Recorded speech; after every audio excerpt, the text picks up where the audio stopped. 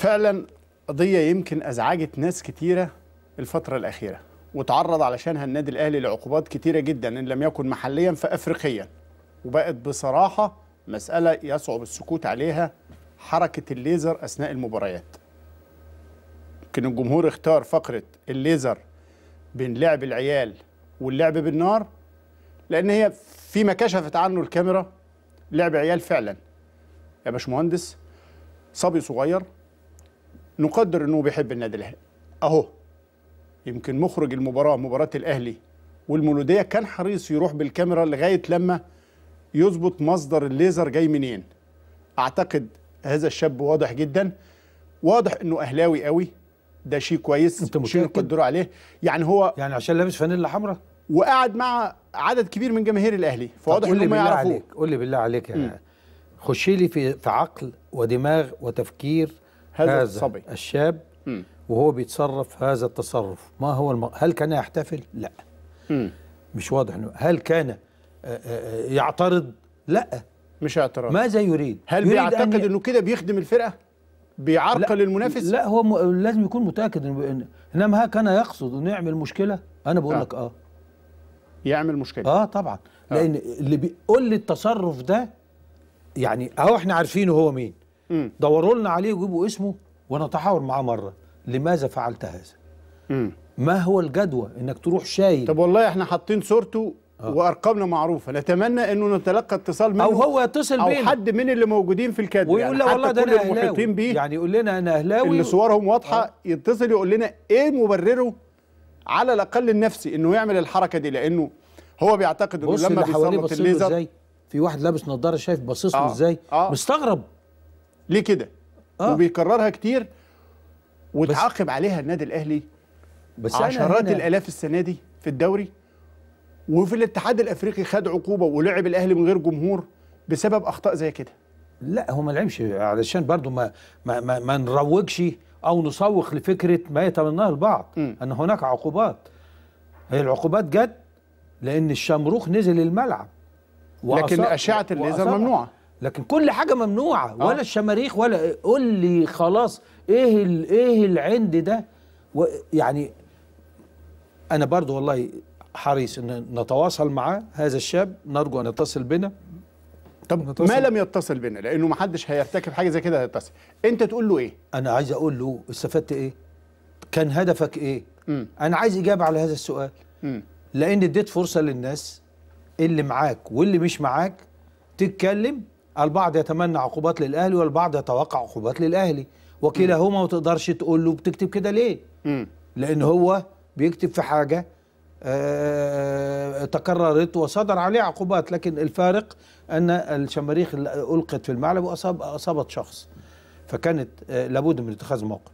اتمنى ان الامور دي ما تتكررش، اتمنى ان كفايه بقى ان احنا نروح عشان نبسط نفسنا، او واحد جاله مسدس ليزر هديه عايز يستخدمه فيضر الفريق. انا شفت على فكره في ماتش الاسوان والمنصوره نفس الليزر ونفس المسدس، وكأن الناس هنخلص من الشماريخ. عايز اقول لهم حاجه ان هي ما بتاثرش، يعني حتى اللي بيعملها حبا في ناديه فاكر انه لما يوجهها على حارس المرمى في ضربه ركنيه هتاثر، ما بتاثرش. على فكره ده مش سلوك رياضي خالص ولا اخلاقي. يعني انا لا اتمنى من اي اهلاوي انك تكسب بالغش، انك ده نوع من الغش. صحيح. يعني ايه تضايق حارس المرمى عشان او تضايق مدافع عشان؟ طب ده وجه الليزر الى الحكم الرابع وهو بيرفع الوقت الاضافي كان عايز ايه؟ بيضايق مين هنا؟ بيعمل ايه يعني؟ فانا بقول ده خطر جدا هذا الكلام، وهو لعب بالنار. لانك انت حتى النهارده جريده الاهرام المسائي وكانها تريد معاقبه الاهلي، اشهد ان عقوبات مشدده في انتظار وانها تصر على لعب دور الدبه التي قتلت صاحبها. يعني التعليق بيلخص انك انت بتلعب دور الدبه التي قتلت صاحبها، وقال ان الاهلي دفع 40,000 دولار. لو كانت تحبه لما اطلقت الشماريخ بهذا الشكل، مما عرض فريقها للعقوبات والليزر والكلام ده. رغم ان انا يعني ما كنتش اتمنى العنوان يكون بالشكل ده، لكن انا متفق مع توجه كاتب المقال، لانه بيسال نفس الاسئله اللي احنا بنقولها. ليه ولماذا تلعبوا دور الشخص المحب الذي يسيء الى محبوبه او يعرضه الى نوع من المخاطر او العقوبات اللي ملهاش لازمه وبتؤثر. فعلا ملهاش لازمه. ويا ريت جمهور الاهلي نفسه حتى من خلال اتصالاته ومن خلال رسائله المتفاعله يقول حاجه لهذا الشاب وغيره، لانه اكيد مش هو لوحده اللي بيستخدم الليزر في المباريات. لازم ان الناس دي تبقى فاهمه. ممكن كده تكون زي الدبه اللي بتقتل صاحبها زي ما المهندس عادل قال. عموما المصري اليوم قالت الاهلي بيجدد امله في البطوله الافريقيه، وجوزيه غاضب من الجماهير.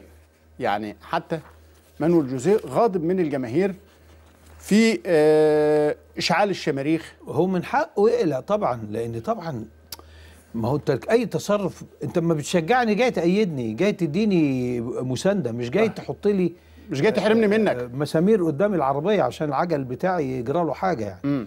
بدعوى انك فرحان. لا، الفرحه لها تعبيرات اخرى لا تضر صاحبها. فجوسيه لما يقلق لان هو اللي بيدفع الثمن بفرقته. لعبنا اول ماتش بدون جماهير، هو ده مش كان درس كافي؟ هو دي مش رساله كافيه؟ طب اللي بيكرر ده تفتكر انه تقدر تقول عليه اهلاوي؟ طيب ما هو اذا كان اهلاوي يتصل بينا. ده بيقودنا يا باشمهندس لنقطه مهمه جدا حصلت هذا الاسبوع، وهي فكره شخصيه العقوبه. اتحاد الكره بيغرم النادي الاهلي وكل الانديه الاف، يمكن النادي الاهلي خد حوالي 300 400 الف جنيه السنه دي. 300 ايه؟ احنا اقتربنا من المليون جنيه. من المليون جنيه. امال ايه؟ على الاقل منهم 300 400 بسبب الليزر لوحده.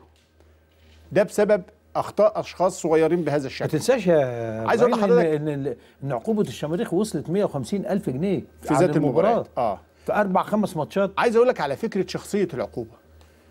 الاتوبيس اللي جاي من الاسكندريه قبل الفطار بمشجعين من اسكندريه اهلاويه جايين القاهره عشان مباراه الاهلي والمولوديه. عند نادي الزمالك قبل ما يطلع الكوبري حد من جماهير نادي الزمالك او هكذا فهم بعد كده، اطلقوا عليهم بعض الالعاب الناريه ولعوا في الاتوبيس. لكن لما جريوا دخلوا نادي الزمالك. الراجل صاحب الاتوبيس اللي الشباب مأجرينه، الامن جه، مدير الامن جه، الكل اجمع على انه الاشخاص اللي اعتدوا على الاتوبيس دخلوا نادي الزمالك. المستشار جلال ابراهيم رئيس نادي الزمالك قال نادي الزمالك ما هوش مسؤول، وهو معاه حق، الحادثه حاصله في الشارع. لكن كمان كان راي مديريه امن الجيزه والمسؤولين الامنيين، طب ازاي الشباب اللي اعتدوا على الاتوبيس دخلوا النادي؟ بما يفيد ان هم من النادي او على الاقل امن نادي الزمالك يعرفهم. فبعد تحريات كتيره تم التوصل الى الفاعل الحقيقي لهذه الحادثه. شاب خلي بالك عشان نكون برضو ناس تم استدعائه لاسم العجوزه. حب يتصالح مع صاحب الاتوبيس، دفع مبلغ الناس قالت انها 30,000 جنيه قيمه تعويضات او التلفيات اللي حصلت. اهله ذنبهم ايه بقى؟ كلف اهله هذا المبلغ. هنا دي شخصيه العقوبه. لا نادي الزمالك كان عنده ذنب عشان يدفع تكاليف تعويض ده، ولا الحادثه لو كانت عكسيه حصلت قدام النادي الاهلي كان يجب ان النادي الاهلي يدفع، لانه في النهايه الحادث في الشارع. لكن لما تم القبض على الفاعل الحقيقي وتغريمه ما اعتقدش ابدا انه هيكررها تاني. نفس الفعل بالنسبه للليزر او كل سلوك يحدث في الملاعب لو تم استهداف شخصه صاحبه فعليا ما طول العقوبه على النادي هو مش غرمان حاجه، والنادي مش غرمان، النادي اللي بيغرم والجمهور ما بيدفعش حاجه. بس عشان برضو الناس ما تقولش علينا ان احنا بنتكلم في اتجاه واحد، اتوبيس الزمالك السنه اللي فاتت تعرض لنفس المشكله وتم حرقه. انا معاك واؤيدك ان اي انسان يخطئ يتحاسب، لابد يكون في تصرف سوي يا اخوانا. صحيح. الرياضه بتعلم ازاي تخلي الشخصيه سويه، ما بتخليهاش شخصيه غاضبه او عنيفه او تلجا الى اسلوب غير اخلاقي في تعاملها عشان تكسب او عشان تنافس عن فرحها او غضبها. يعني كل دي صور مرفوضه، واحنا لينا رساله ولينا دور. احنا بنقول لا للتعصب، قناه متبنيه هذا الشعار. فاحنا بنقول لجمهورنا قبل ما بنقول لجماهير الاخرى تبنوا هذا الشعار معانا واحتضنوه يا شبابنا يا رائع، لان هو ده اللي فيه الخير لمصر، ودي المرض المعدي اللي عايزين مصر كلها تتعدي بيه. لا للتعصب. عموما على موقع عرب سبورت كابتن شطة المدير الفني للاتحاد الافريقي قال متحدث عن هدفي متعب، وقال الليزر قد يدفع الكاف لمعاقبه الاهلي، لكنه هو في النهايه مش الكابتن شطه ولا حد، هي الفكره كلها ده تقرير بيحصل من مراقب المباراه وبيرفع لاعضاء لجنه الانضباط. كابتن شطه كان بيتكلم عن اللائحه وعن اهميه فوز الاهلي، بيتكلم على عقوبه ماليه مغلظه يعني. بالظبط.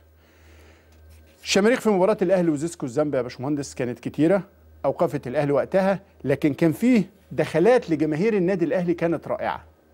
بعض الدخلات يا ريت شريف جبران يفكرنا بيها، اللي خاصه بجماهير النادي الاهلي في المباراه السابقه. انا ده اللي عايز اقوله جمهورنا. نمي الجزء العبقري بتاع الدخلات والترحيب بالمنافس والحديث عن التاريخ والعراقه. ايه ده؟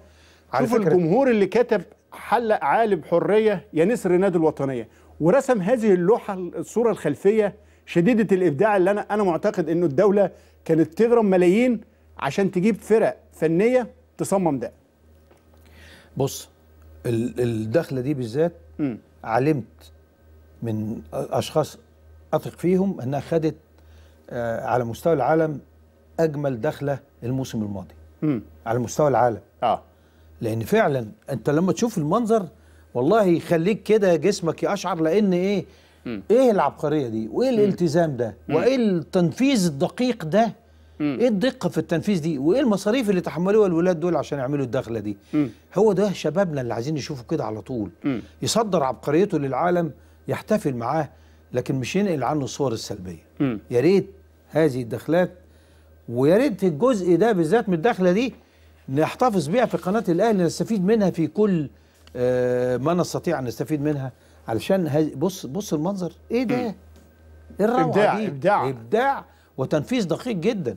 وعلمت ايضا ان كان في شباب بيجي ينزل يقعد تحت يقولوا له لا اطلع كمل فوق لان الصور عايزاك، كان ساعات بيزعل، لكن لما طلعت الصوره كده وشاف نفسه عمل ايه وشارك في ايه. هم بينفذوا ده بعفويه وفي ما بينهم، يعني دول اللي اتدربوا بيسمعوا كلام بعض. تنظيم ولا عملوا. لذلك انا عايز الشباب اللي يجد واحد بيرمي شمروخ ولا ليزر هو اللي يمسكه. دي مش خيانه بالوعي ده ما يسكتش، يجب على ده. دي مش خيانه صديق. دي مؤازره ومسانده لمحبوب كبير اللي هو النادي الاهلي. طبعا.